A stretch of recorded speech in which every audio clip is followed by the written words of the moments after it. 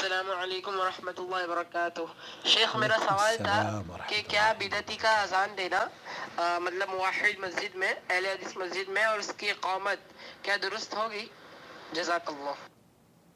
बिदती का अज़ान और इक़ामत कहना। दोस्तों, भाइयों और बहनों, अस्सलाम वालेकुम वरहमतुल्लाहि वबरकातुहू। आप देख रहे हैं नू टीवी जद्दा और मैं हूं आपका दोस्त, आपका होस्ट मोहम्मद आकिल, जद्दा से, ममलकत सऊदी अरब। अगर आप पहली मरतबा हमारे चैनल पर तशरीफ़ लाएँ तो हम आपका खैर मकदम करते हैं। बराए करम चैनल को सब्सक्राइब कर लीजिए। हमारे चैनल के तकरीबन 2 लाख से ज़्यादा व्यूवर्स हैं, और आप अगर हफ्ते के अंदर सिर्फ 2 वीडियोस अगर देखना शुरू कर दें रेगुलर बेसिस पर, यकीन जानिए कि आप के इल्म में भी इजाफा होगा और चैनल की ताकत में भी इजाफा हो जाएगा। अगर आप रोज़ाना देखते हैं, बहुत सारे साथी हैं जो रोज़ाना देखते हैं, अल्लाह उन्हें जज़ाए खैर दे, वो इस कार खैर का उसी तरीके से हिस्सा बने हुए हैं जैसे कि हम काविश करते हैं, और आपकी खिदमत में आपके सवालों के जवाब सऊदी अरब के किबार उलमा और मशाइख के फतावाजात लेकर हाजिर हो जाते हैं और सदका जारिया का हिस्सा बनते हैं।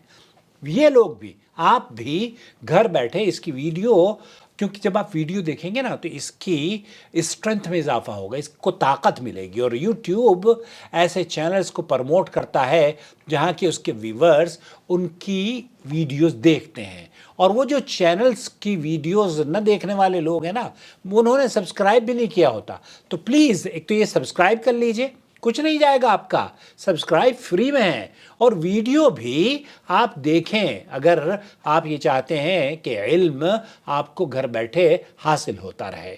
आज कदर तफसील से आपको बताना चाहता हूँ कि एक तो ये कि मुफ्ती ममलकत सऊदी अरब ने इस सिलसिले में क्या रहनुमाई फरमाई है और बिदअत होती क्या है। दूसरी चीज़ जो आपको बताना मकसूद है वो ये कि इमाम या अगर मुक्तदी हो, इमाम अगर बेदाती हो तो उसका हुक्म मुख्तलिफ है।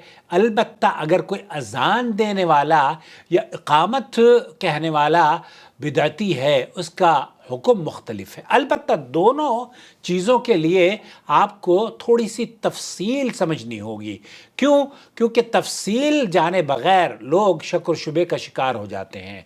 हमारे यहाँ बर्र सग़ीर में बिदातियों की जो किस्में हैं, उन किस्मों में से इल्ला मन रहिम अल्लाह, वो शिरक में मुब्तला हो जाते हैं, शिरक की दलदल में फंसे होते हैं, और वो अल्लाह को हाजिर और नाजिर समझना, हज़रत अली को, पीर अब्दुल कादिर जीलानी को, पीर व फ़कीरों को मुश्किल कुशा समझना, ये बड़ी गुमराही है। अगर इस गुमराही में वो लोग मुलव्वस हैं तो फिर उन्हें इमाम नहीं बनाना चाहिए। अलबत्ता जहाँ तक रहा अज़ान का ताल्लुक़ या इक़ामत का ताल्लुक़, तो इक़ामत के सिलसिले में या अज़ान के सिलसिले में आप अगर अज़ान आपके मोहल्ले में हुई भी नहीं है तब भी नमाज का अगर वक्त दाखिल हो गया है तो आप नमाज अदा कर सकते हैं। लेकिन अगर अज़ान किसी बिदती ने आपको बता दिया है कि ये अज़ान का वक्त हो गया है तो उसमें कोई हरज नहीं है।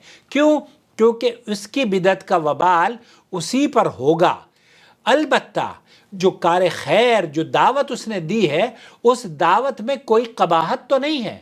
अगर उस दावत में कोई कबाहत है, उस जैसे कि बिदअती लोग क्या करते हैं, शुरू ही में न जाने कौन कौन से दुरूद व सलाम पढ़ना शुरू कर देते हैं, ये सुन्नत से साबित नहीं है। लेकिन इसके बावजूद उनकी अज़ान के वक्त आपको ये पता चल सकता है, हालांकि अक्सर मसाजिद उनके यहाँ वक्त की गलत निशानदेही कर रही होती हैं, लेकिन इससे कतई नज़र आपको अगर सही वक्त पर अज़ान दी जा रही है आपकी मस्जिद में, तो उस अज़ान को, क्योंकि उस हक़ की दावत में उसने अपनी तरफ से न कोई इजाफ़ा किया है और न कोई कमी की है, तो उसकी बिदअत उसके सर पर है, वो ज़िम्मेदार है। अलबत्ता इसकी इस अज़ान से आपको पता चल गया है कि नमाज का वक्त हो गया है और आप तशरीफ़ ले आए हैं मस्जिद में नमाज पढ़ने के लिए, तो वो आपका नमाज पढ़ना या उसका इक़ामत कहना, अगर बेहतर ये है کہ اور نہ جانے کس مسجد کی آپ بات کر رہے ہیں. بعض مرتبہ یہ ہوتا ہے نا کہ ہمارے ائمہ اور ہمارے ایسے لوگ جو وہاں پہ متولی ہیں وہ اس بدعتی کو اپنے قریب کر رہے ہوں، آپ پر گراں گزر رہا ہو، کیونکہ وہ ہو سکتا ہے اب ہمارے یہاں تو جو بدعتی ہوتا ہے اگر وہ اپنے طریقے سے تکبیر کہے گا تو ہماری مسجد میں تو کوئی بھی آدمی اس کو ٹوک دے گا کہ بھائی ہمارے یہاں تو یہ تکبیریں نہیں ہوتی ہیں، اس طریقے سے آپ تکبیر نہ کہا کریں. اس سے یہ پتہ چلتا ہے کہ وہ تکبیر بھی آپ کی ہی طریقے سے کر رہا ہے جیسے نبی کریم صلی اللہ علیہ وسلم کے ایام میں ہوتی تھی.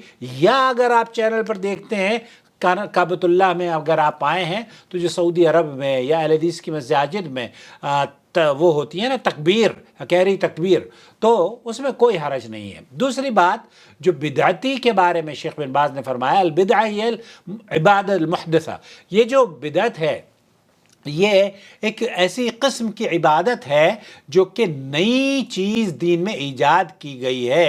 ما جاء بها الشرع یقال لها بدعہ، وہ چیز جو کہ بدعت شریعت میں جو چیز اللہ کے رسول صلی اللہ علیہ وسلم نے نہ بتائی ہو اس کو اگر کوئی بھی آدمی عمل کرتا ہے اللہ کا تقرب حاصل کرنے کے لیے تو یہ وہ عمل ہے جس کو بدعت کہا جاتا ہے.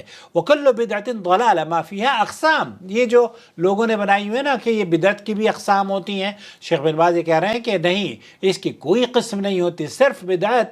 اللہ کے رسول صلی اللہ علیہ وسلم نے فرمایا ہے كُلُّ مُحْدَثَةٍ بِدْعَةٍ وَكُلُّ بِدْعَةٍ ضَلَالَةٍ. تو اللہ کے رسول صلی اللہ علیہ وسلم نے یہاں فرمایا کہ کل بدعہ، ساری بدعت گمراہی ہے.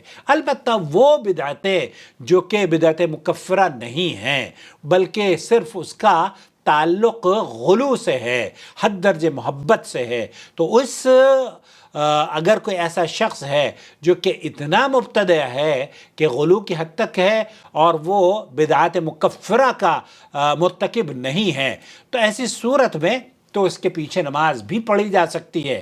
البتہ اگر وہ یہ سمجھتا ہے کہ علی مشکل کشا ہے، نبی کریم صلی اللہ علیہ وسلم کو مدد کے لیے پکارا جا سکتا ہے اور عبد القادر جیلانی کو بھی پکارا جا سکتا ہے اور وہ خود بھی نہ جانے اللہ کو حاضر اور ناظر سمجھتا ہے.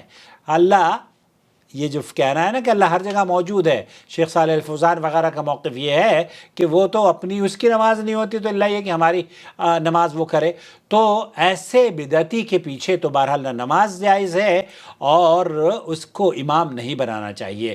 لیکن اگر بدعتی ہے اور بدعتی نے اذان دے دی ہے، آپ کو نماز کے وقت یہ بتا دیا ہے کہ اذان کا وقت داخل ہو گیا ہے، تو اس میں کوئی حرج نہیں ہے. آپ کو ایک غیر معمولی سی چیز گھڑی ہے، یہ بھی آپ کو بتا دیتی ہے بعض مرتبہ کہ آپ کے شہر میں افطار کا ٹائم ہو گیا ہے، آپ افطار کر لیتے ہیں. تو اس لیے اگر کوئی بدعتی اذان دے رہا ہے تو اس میں انشاءاللہ تعالی کوئی حرج نہیں ہے، کیونکہ وہ صرف آپ کو اطلاع دے رہا ہے وقت داخل ہو چکا ہے. اس کی بدعت کا وبال اسی پر ہوگا. اسی طرح عبید اللہ بن عدی ابن خیار جن دنوں میں سیدنا عثمان محصور تھے، جب حضرت عثمان رضی اللہ تعالیٰ عنہ کو محصور کر لیا تھا، قید کر لیا گیا تھا، ان کے پاس تشریف لائے، سوال کیا آپ کو تو امامت عامہ کا حق تھا، لیکن اب جو کچھ آپ کے ساتھ گزاری ہے، جو بھی آپ کے ساتھ گزر رہی ہے، جس آزمائش سے آپ کو گزارا جا رہا ہے، ہمیں پتہ ہے، ہمیں معلوم ہے. انہوں نے کہا ہمیں باغیوں کا امام نماز پڑھاتا ہے اور ہم دل تنگ کرتے ہیں، ہمیں اس سے خوشی نہیں ہے. تو سیدنا عثمان نے جواب دیا لوگوں کے اعمال میں سے بہترین عمل نماز ہے، جب وہ نیکی کریں تو ان کے ساتھ نیکی کرو اور جب وہ برے کام کریں تو ان کی برائیوں سے بچو. اسے امام بخاری نے نقل کیا ہے.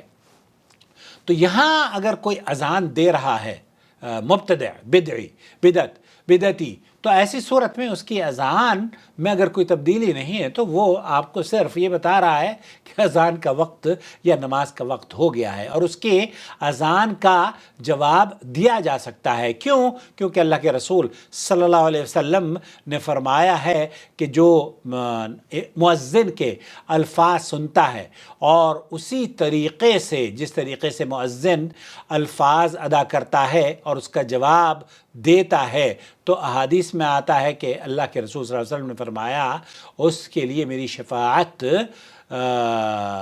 جس نے اذان سن کر وہی پڑھا جو مؤذن نے کہا، اور پھر اشہد ان لا الہ الا اللہ وحدہ لا شریک واشہد ان لا الہ الا اللہ وحدہ لا شریک لہ واشہد ان محمدا عبدہ ورسولہ رضیت باللہ ربا وبالاسلام دینا وبمحمد رسولا، اللہ تعالیٰ اس کے گناہ معاف کر دیں گے۔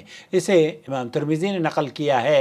اور اللہم رب هذه الدعوة التامة والصلاة القائمة آت محمد الوسیلة والفضیلة وبعثه مقاما محمودا، قیامت والے دن میری شفاعت اس کے لیے حلال ہو جائے گی۔ اسے امام بخاری نے نقل کیا ہے۔ تو ان روایات کی روشنی میں جو اذان کا موقف ہے اس میں میں نہیں سمجھتا کہ اذان دینے میں کوئی قباحت ہے۔ اگر کوئی بدعتی آپ کی مسجد میں اذان دے رہا ہے اور مقتدی بھی آ رہا ہے اور نماز بھی پڑھ رہا ہے، تو اس کا مطلب یہ ہے کہ وہ آپ کے قریب آ رہا ہے، اسے اور قریب کیجئے، اپنے اخلاق اور اچھے اخلاق کا اس سے مظاہرہ کیجئے۔ انشاءاللہ تعالی وہ بہت دن دور نہیں جب مجھ جیسا بدعتی، جب میں بدعتی تھا وہاں پر نا دیوبندی مسلک میں، تو مجھے بھی میں شیخ ہماری بڑے عالم دین ہے ڈاکٹر فضل الہی، ان سے میری ملاقات ہوتی تھی تو میرا ہاتھ پکڑ لیتے تھے، ایسے مجھے قریب رکھتے تھے۔ اور شیخ عبد المالک مجاہد بھی، وہ بھی ان کو پتہ چل گیا کہ دیوبندی ہے اور میں ان کی باتیں سنتا تھا، تو انہوں نے بھی بہت اچھے اخلاق کا مظاہرہ کیا، اور اس اچھے اخلاق کے مظاہرے اور اس سے متاثر ہونے کے بعد قرآن و سنت آف کورس سب پر بھاری ہے، تو لیکن ہم اگر بد اخلاقی کا مظاہرہ کریں گے تو پھر ہماری مسجدوں میں کون آئے گا؟ اس لیے مساجد میں جو آ رہے ہیں آنے دیں۔ تو میں یہ بتا رہا تھا شیخ عبد المالک مجاہد بھی وہ میرے ساتھ اپنے بھائیوں جیسا بچوں جیسا معاملہ کرتے تھے ریاض میں، اور نتیجے میں آپ کا بھائی محمد عاقل یہاں آپ کے سامنے موجود ہے۔ والسلام علیکم ورحمۃ اللہ وبرکاتہ۔